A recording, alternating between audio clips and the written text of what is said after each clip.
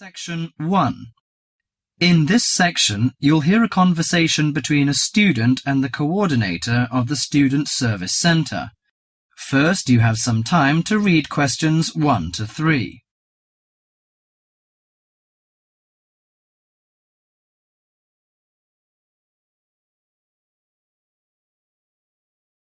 Now listen to the conversation and answer questions 1 to 3. Hi, sit down, please. How can I help you? Thank you. I'm a student in the sociology faculty. I'm coming to ask for some information about renting a room in the college or near the campus. My name is Sarah. Yes, Sarah. How long have you been here in Sydney? You are not new, I suppose. No, I'm in my second year. I came to Sydney 18 months ago from Korea. Where are you living now? I live with my aunt in my cousin's room. It's pretty nice to live with my relatives, but unfortunately my cousin has finished his term and is returning from Britain next week. I have to rent a room for myself. Yes, it sounds a little unfortunate, but I suppose it's a good chance for you to have a deeper understanding to real world. I hope so. Well, what sort of thing are you looking for? What we provide ranges from shared flat to homestay. And of course we have houses with gardens if you like. No, the house with a garden is obviously out of my price range. Shared flat is not bad, but I prefer a homestay. I enjoy the feeling of living with the family. When do you plan to begin the rent? Next week, you just said? No, my cousin is arriving by next week, so I hope to move out by this weekend. This weekend, okay. The main area we deal with is around the university. Around the university, aha. Do you have anything near the northern gate of the university? You know, the sociology faculty is near the northern gate.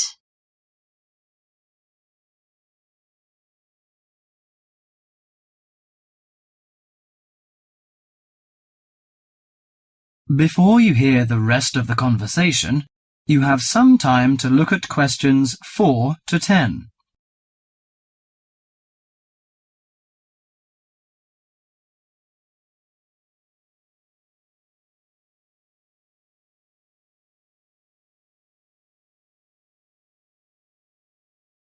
Now listen to the conversation and answer questions 4 to 10. Yes, what sort of price are you thinking of?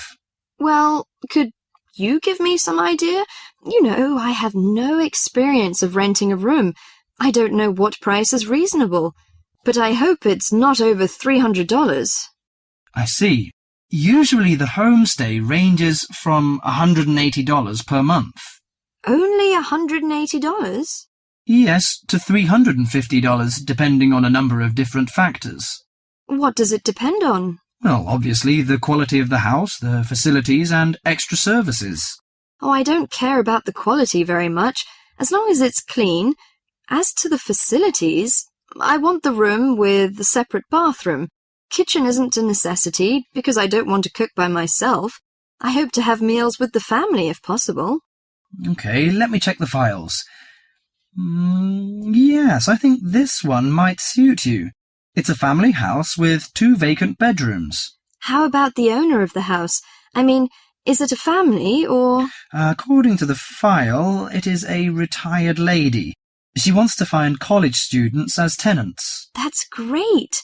What's the condition of the rooms? The bigger bedroom is furnished and with a bathroom, and the rent is $320 per month. The smaller one charges $250. It is furnished too, but without bathroom. Oh, $320. It's a bit out of my range, but I think I prefer the bigger one. How about the meals?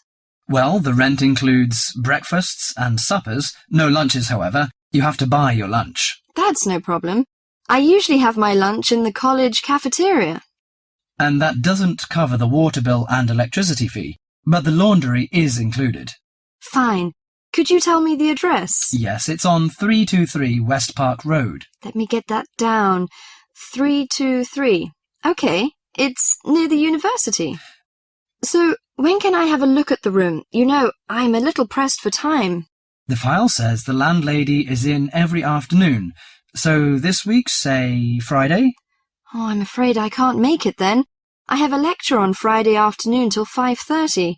How about Thursday? OK, that's fine. Would 5 be OK? Yes, fine. Just come here. Yes, here in the student service office. Oh, before I forget, before moving, you have to pay 1 month's rent in advance. Really? Oh, I didn't know that before. Could I ask why? As the deposit. You know, in case you damage the property or move out without giving notice. Usually this doesn't happen, but standing in the owner's shoes... Yes, I understand it all. So that's $320. OK, I'll take the money if I'm satisfied. Well, a word of advice. Don't forget to get a receipt when you pay the deposit or rent. Yes, thank you so much. That is the end of section 1.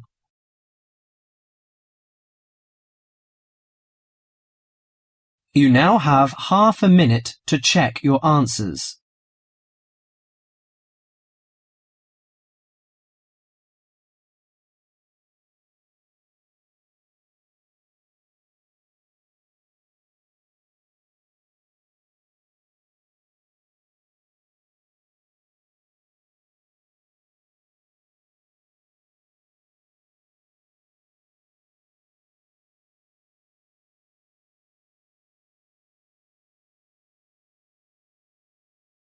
Section 2.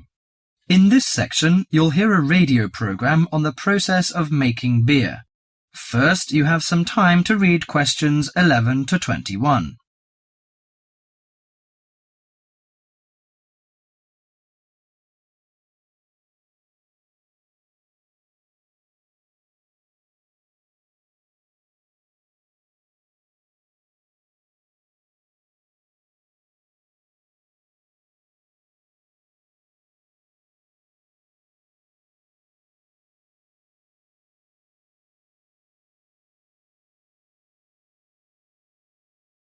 Now listen to the program carefully and answer questions 11 to 21. Hello and welcome to Gourmet Evening, and this week we're looking at the world's popular beverage, a great favourite today, beer. And in the studio to tell us all about it is Clark Maxwell. Beer is one of my personal favourite beverages, and I've got a number of facts, tips and trivia about beer to share with you. So, who invented beer and when? What is beer made of?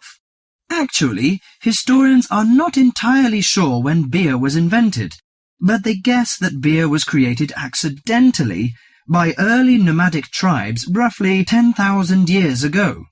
The 4 primary ingredients are malt, hops, yeast and water.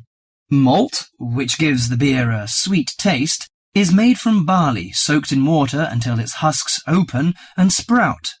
The sprouts are then dried and crushed. The small flowers of the hops vine are added partly because they taste bitter, helping balance the sweetness of the malt. Hops prevent the growth of bacteria that can spoil beer. Yeast is responsible for fermentation, which creates the alcohol and carbonation. Beer makers sometimes use additives or substitutes for malt or hops. Substitutes such as corn or rice can make a beer lighter or cheaper to produce. Adding fruit gives beer a fruity taste. Beer is not high in alcohol, as we know. The lowest type, light beer, contains no more than 2% alcohol, and the highest may reach 6%. Other drinks, such as wine, are more alcoholic. Wine contains 8 to 20% alcohol. But that is not to say drinking beer is no danger at all. Like all alcoholic beverages, beer can make it difficult to drive and think clearly. Excessive drinking can also lead to liver damage, high blood pressure, stomach ulcers, and other health problems. However, beer also helps prevent some health problems when consumed in moderation. Beer contains a moderate number of vitamins and minerals. Studies have shown that small amounts of alcohol can reduce the risk of heart disease. Beer also contains selenium, a mineral that promotes bone growth.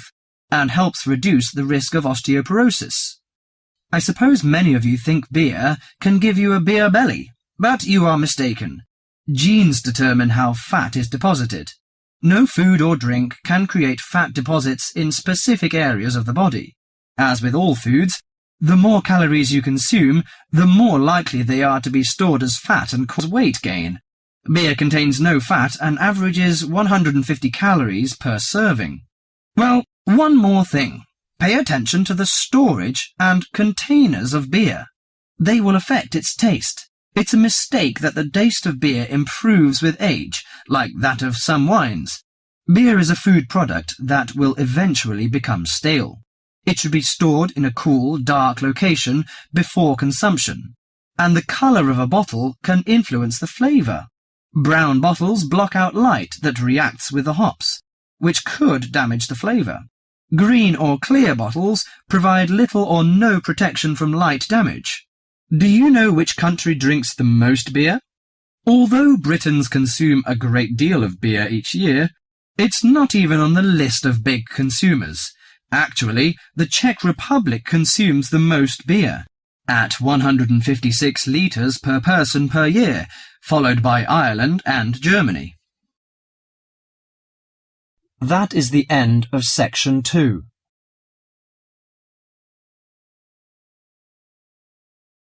You now have half a minute to check your answers.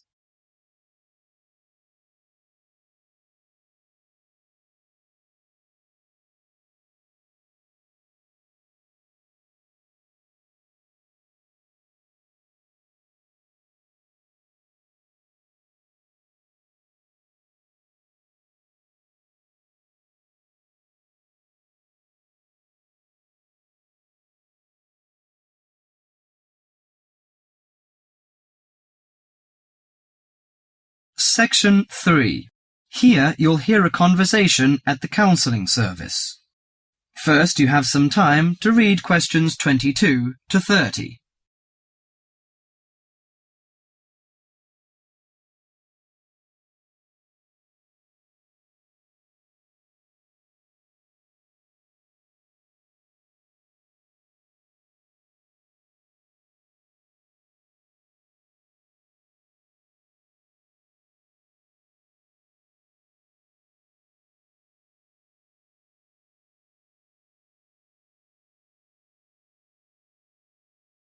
Now listen to the conversation and answer questions 22 to 30.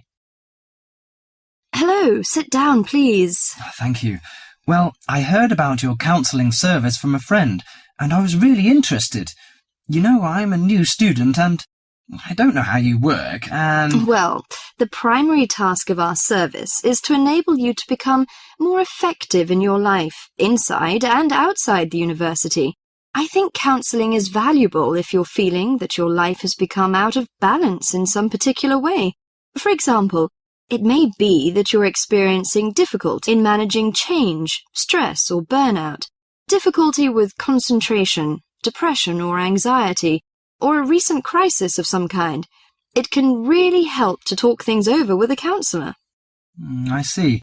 After the semester began, I found I was facing tons of decisions that would be made by myself. I felt under stress sometimes. Yes, most new students have problems like yours. Just as I have said, it's a kind of being out of balance. Much of what we do is to help you get your thinking, feeling, behaviour, or perspective on life back into balance. We'll seek to help you focus on and understand more clearly the issues that concern you.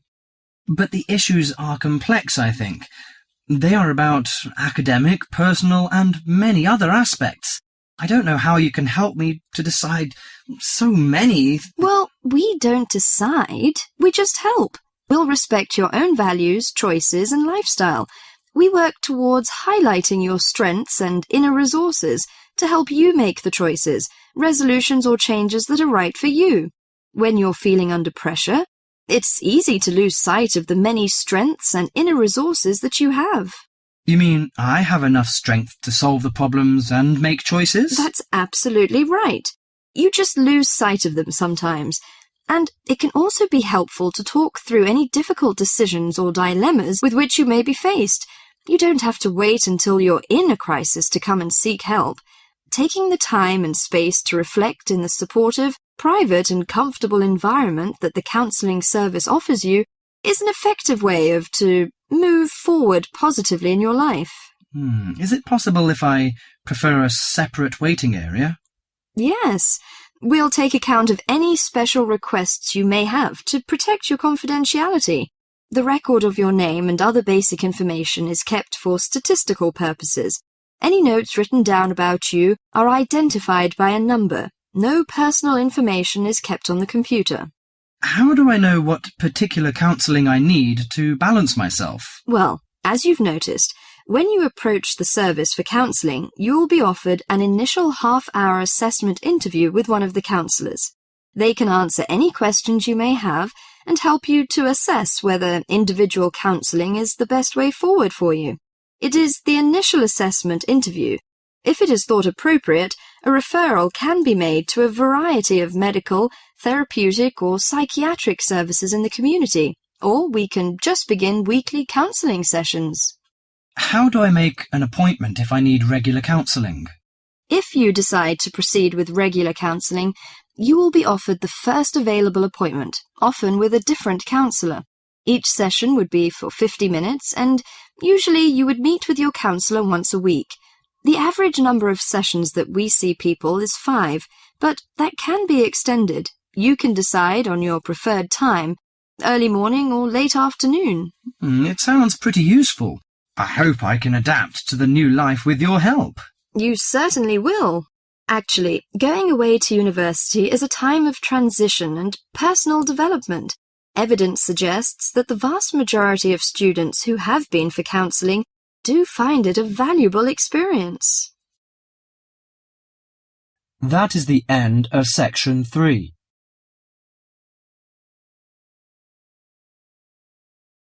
You now have half a minute to check your answers.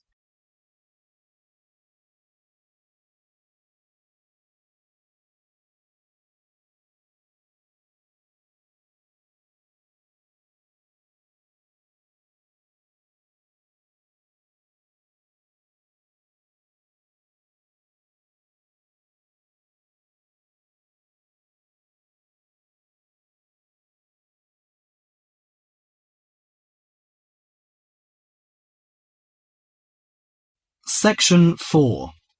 In this section, you'll hear a lecture on sports injuries. First, you have some time to look at questions 31 to 40.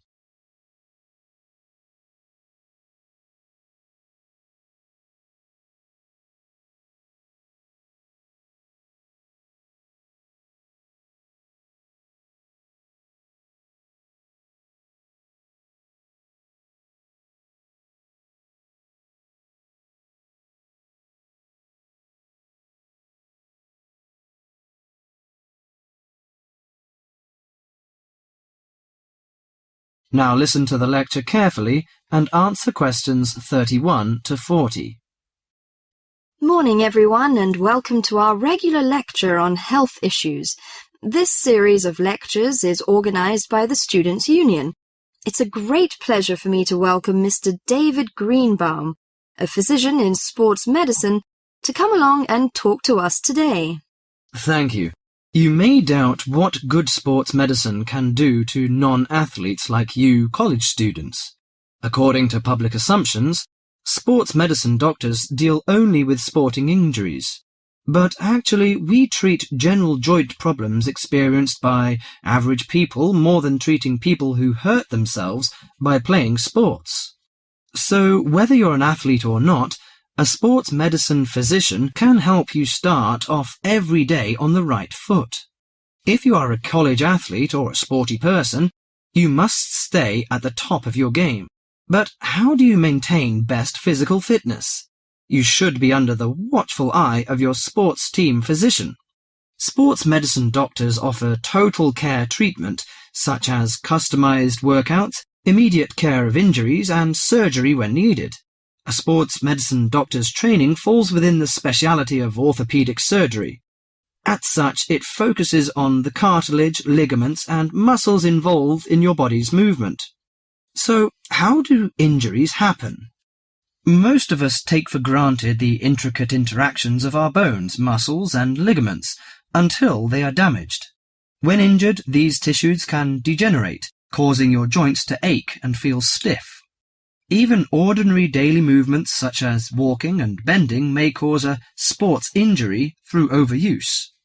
Furthermore, the normal wear and tear on your body's tissue may become more taxing as you age. To prevent such problems, especially as you begin a fitness exercise, your sports medicine doctor offers total care.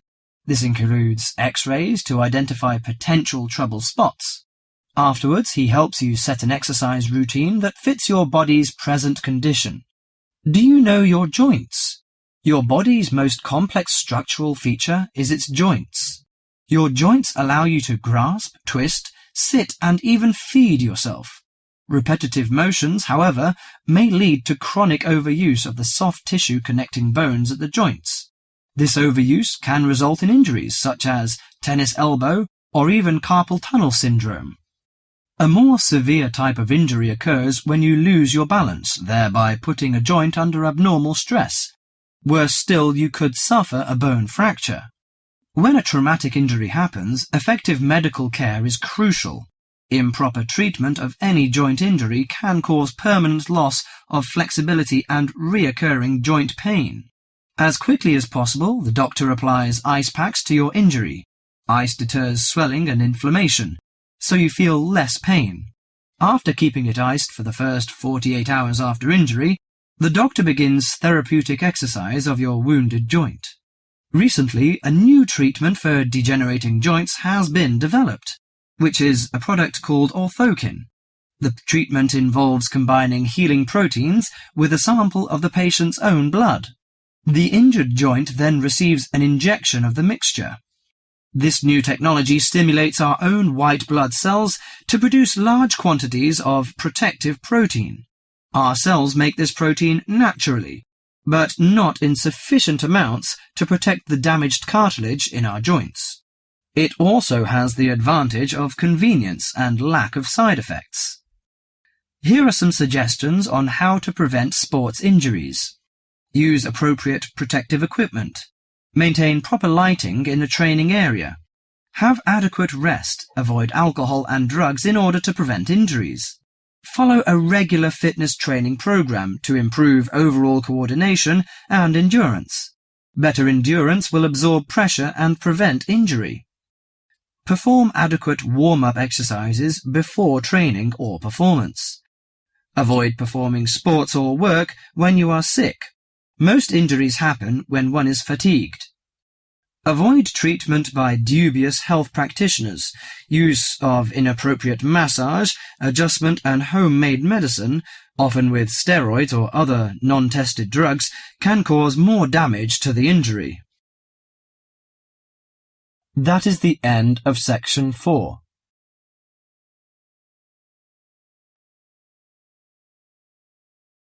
You now have half a minute to check your answers.